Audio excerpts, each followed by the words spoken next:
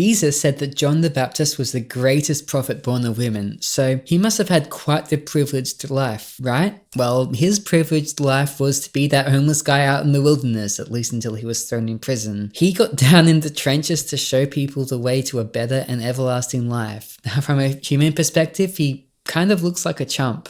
For all that he endured and all the followers and fame that he got, he threw it all away to point everyone to some other guy, this Jesus fellow. Then he couldn't keep his mouth shut about when King Herod stole his brother's wife, so he got himself thrown in prison. He gained public influence and then just seemed to throw it all away.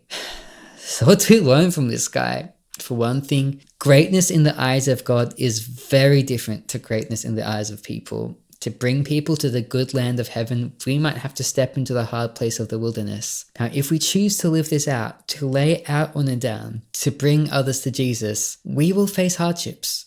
But does that mean our life is all misery? Not at all. The joy of the Lord is mighty. We can sing with Paul and Silas in prison, rejoice with Jesus, who was rejected way worse than us, and dance in the wilderness with Miriam, because the Lord has led us out of the bondage of sin. As we look to Jesus, the things of earth will grow strangely dim. And like Stephen the martyr, if we fix our eyes upon heaven, we will forget the sorrows of this life in the light of the joy we find in Jesus.